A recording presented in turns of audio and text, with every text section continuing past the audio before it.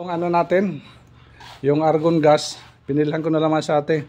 Yung una, wala tong laman, pero ngayon masyate, full na. Oh. Yan, laki na. Gawin pa natin masyate yung TIG weld natin. Yan, gumagana siya masyate.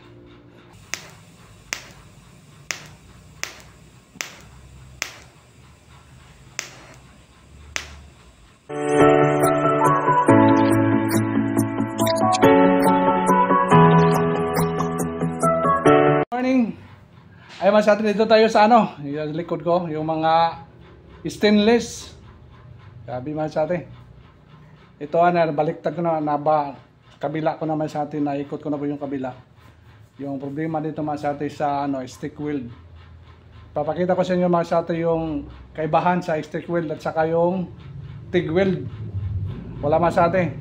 Pero sa mga ano diyan, sa mga baguhan pa diyan sa aming YouTube channel, don't forget to subscribe, like and share, and then click the notification bell para updated kayo masyate. Thank you sa inyong walang sawang suporta sa aming YouTube channel. Ano ko sa inyo masyate yung diferensya sa ano, sa stick weld at saka sa TIG weld. Napilitan ako masyate. Ito yung ano natin. Ito yung ginawa natin, mga stick weld yan masyate, stick weld lahat to. Yan, mga stick weld yan na una. Kaya nahirapan ako masyadong, mahirap talaga pag stick weld yung ano, paghasa mo na, makapal kasi. Ang tagal masyate, tapos minsan makita mo pag mahasa na, mayroon pa mga konting-konting butas. Kaya napilitan tayo masyate pag bili ng ano, yung argon gas natin. Binilhan natin sa tingnan natin masyate ya. Yung ano natin, yung argon gas, pinilhan ko na lang masyate. Yung una, wala tong laman, pero ngayon masyate, full na. Oh. Yan, laki na, taas na. Taas na masyate, bago. Na medyo mahal masyate, kaya sige lang, wala tayong magawa. Para maganda kasi yung dating, yung ginamit natin na ano, stick weld. Okay lang, madali lang pag ano, problema lang ano, pag finishing ka na, yan, mahirapan masyate. Kaya ayos na po yung ano natin, argon. Na medyo mahal na naman masyate yung argon. Bili natin kahapon, ano to masyate, mga 3.5 na. 3.5 na yung laman. Kaya kala ko masyate mga 2,000 plus pa lang. Kasi noon, matagal agad na hindi na ako nakabili. Kaya pag ano ko masyate, na-shock ako masyate, tag 3.5 na pala. Sige lang. Para lang madali masyate pag ano, kasi yung stick weld talagang matagal paghasa. Kaya okay na po yun itong machine natin. Pwede din po ito. Sisaksak natin masyate. I-plug natin para masubukan natin. Gawin po natin masyate yung TIG weld natin. Yan. Gumagana siya masyate. May power na. Yung ano natin, nakalagay na doon. Kaya silipin natin masyate yung stick weld natin ginamit. Ito mga stick weld ito masyate. Kaya medyo may mga konti-konting butas. Konti-konting butas. Tapos yung tagal paghasa masyate. Ito area. Nahasa po natin yan. Yung stick weld natin ginamit ito. Na-finish na po dito. Finish na po yan. Dito. Finish na po yan dito rin. Tapos dito tayo sa ano, sa hindi pa napipinish. Ito yung ano natin, yung stick weld natin ginamit. Yan, stick weld ito masyate. Stick weld yan. Medyo makapal lang. Ito, stick weld din to. Sakto lang ito, naubusan kasi tayo ng ano, yung pilirad natin. Kasi naubusan tayo yung pilirad, ano na lang natin, daan na natin ng ano, TIG weld. Yan. Mga ano to, mga stick. Dito mga sa ito, ano ito ka ng stick weld natin. Kaya ano natin, final natin sa TIG weld. TIG weld na lang natin kaya linisan muna natin. May mga konti-konti kasing butas.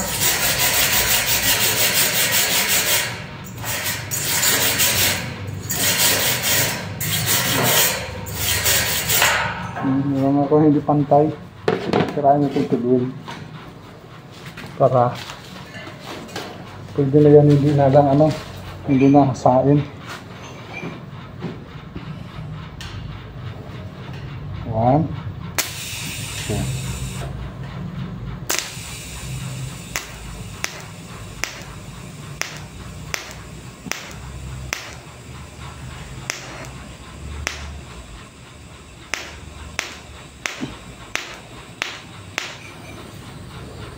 Okay. Ito mga shot, tigwil na rin ito. Tingnan nyo mga shot, ang ganda oh. Ganda yung ano niya. Pantay. Wala na ano. Kahit yan na lang, ipinis na lang naman sa atin. Hindi nahahasain. Kasi ito, kurba-kurba. Sakto lang, naubusan tayo na ano, pillar rod. Anuhan na natin ano. Ganda yung ano, lagi niya oh. Pantay na pantay talaga. Ito. Sirahin na lang natin ito. So, sinayan. Yan. Kita. Ito yung isa. Kaya na din natin ito.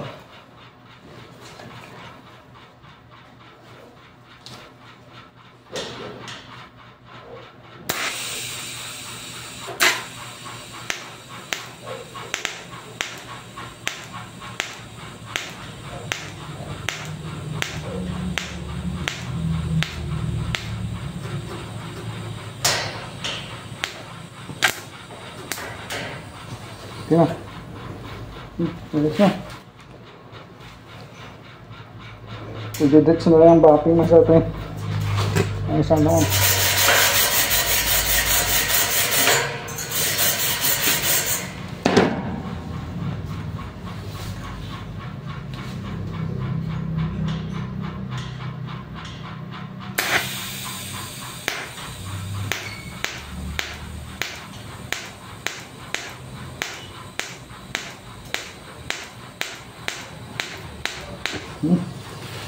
Ayos, ang ganda oh. Talagang pantay na sa atin pag ano siya oh.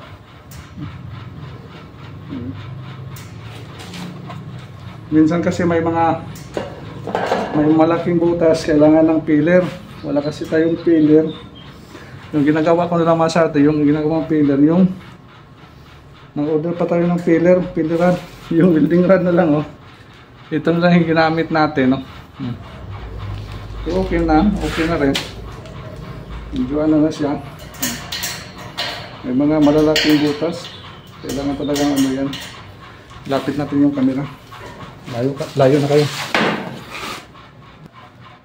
Masarap yung ang ganda oh. Ganda tingnan oh. Hindi nakita. Dito. Ang ganda tingnan. Pantay na pantay. Ito kailangan pillar, may butas. Ito lang gamitin natin. Mahirap at yung isang welding rod lang. Maganda talaga yung pillar.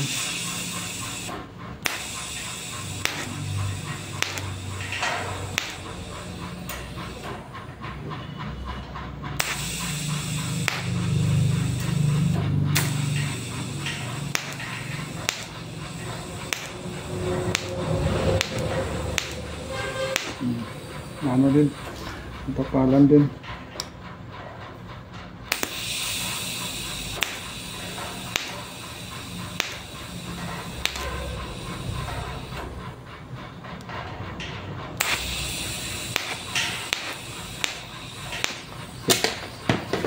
Papalan din.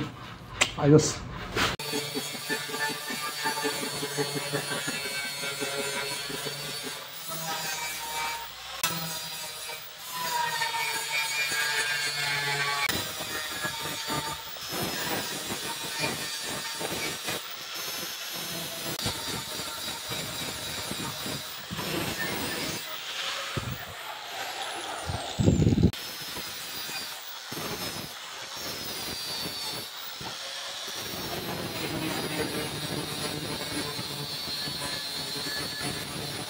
Okay mga sate, ito na po ang pinaka mahirap na parte mga sate, kinalang makinis natin. Yan, second to the last yung application natin dito. Para pag lagay na natin ng ano, lagay na natin ng baking soap. Ito na final na ito mga sate, para mawala yung mga kunting gas-gas. Ayan, apply na po natin ng ano, second to the last. Para mabakingan ito natin mga sate.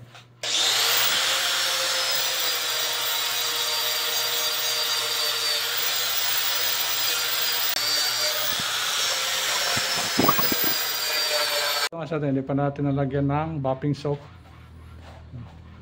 Tinatanggalan po natin yung mga gas-gas, daming gas-gas. Pero ayos na rin, oh. Ayos na rin sila masyado yun. Yan. Malagyan natin na baking soap ito. Kailangan kikintab na ito masyado. Kaya tulad na ito, kintab na.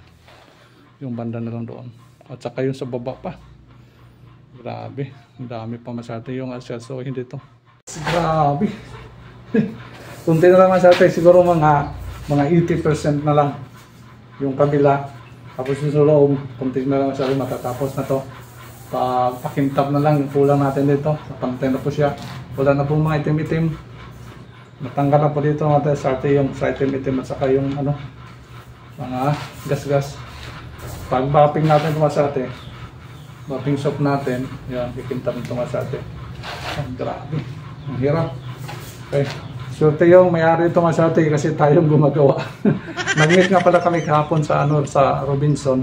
Sabi ng may-ari, okay daw. Okay, kaya akong gumagawa, wala daw paltos. Ayan, itanggalin natin. Wala daw paltos masyado, tayong gumagawa, tayong kumokoreksyon. Kaya hindi natin din sa tauhan natin, hindi kasi kabisado pa. Kaya tayo gumagawa masyado. Kaya salamat po tayo na kahit ano, binigyan po natin ng panahon. Kunti-kunti lang panahon natin nilagay natin dito. Sa binigyan natin dito. Sabi ng may-ari, okay lang. Hindi lang siya mga madali. Basta lang maganda daw yung kagawa. Yan. Okay, sorry nga pala sa isang natin, customer na hindi natin na atupag masyate. Ma-extend din yung papagawa. Sabi ko sana, busy talaga ako. Mahirap pa siya magtanggap ng masyate. Yung mga ordinary na welder lang titira. Baka naman masira yung pangalan natin. Kaya sabi ko siya kanya, okay lang maghintay kung matapos itong dalawang railings na ito. Tapos sabi niya daw man sa atin, okay lang. Kasi kontraktor din naman sa atin, kontraktor. Sabi ko sa kanya, kung makahintay kayo, tapos kung matapos na ito, tatawag na lang ko sa kanila kung hindi pa nakahanap ng gumagawa. Kaya sige lang sa atin, mahirap kasi magtanggap tayong dami. Tapos matambak dito, walang gumagawa. Yung oras natin wala. Yung gabi lang at saka mga ilang oras na gabi, tapos katulad nito, linggo, wala tayong gawa. Yung mga tawahan natin gumagawa doon sa atin, nagtrabaho doon para Lunes, iba namang gawain naman sa atin. Kaya yun lang, sorry lang, hindi ko na natanggap yung isang project dahil mayroon pa tayong pending. Pero sabi ko sa kanila, kung okay na, i-try ko lang mga sate kung hindi pa nakahanap. Kaya tuloy tayo masyate, kunti na lang, dito na lang mapping na lang ito, tapos kabila, yun lang, wala na problema. Kailangan may travel na po natin, may hatid natin ito sa site ito, para naman yung isa natin magawa natin masyate. Okay, sa baba natin tirahin. Few moments later. Okay po masyate na lagyan po natin ng bapping soap, yan. Yung sa kabila hindi pa, wala pa yan, hindi na finish pa, dito lang na finish natin masyate. Yan, finish na po yan. Hanggang dyan lang muna. Yan. Ito lang muna ang area masyate yun na pipinish natin. Kasi kulang na tayo sa oras.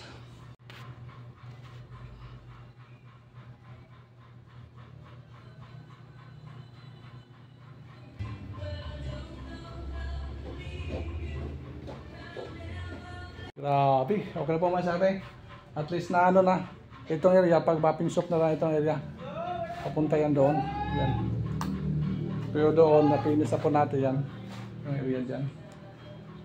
Ay kasi kunin pa natin yung mga kadiskarte boys natin yung nagtrabaho ngayong Sunday doon sa project natin Salvation. Kaya hanggang dito lang muna sa atin yung vlog natin. Kaya maraming salamat sa atin. I-share ko pa sa inyo paggawa o kada kaibahan ng TIG weld at saka stick weld. Yun, okay naman sa atin, at least wala man tayong pillar rod, at least nauna natin yung stick wheel. Okay naman sa atin. Ayun, maraming salamat sa atin sa inyong walang sawang suporta sa aming YouTube channel. Thank you so much for watching. Bye-bye.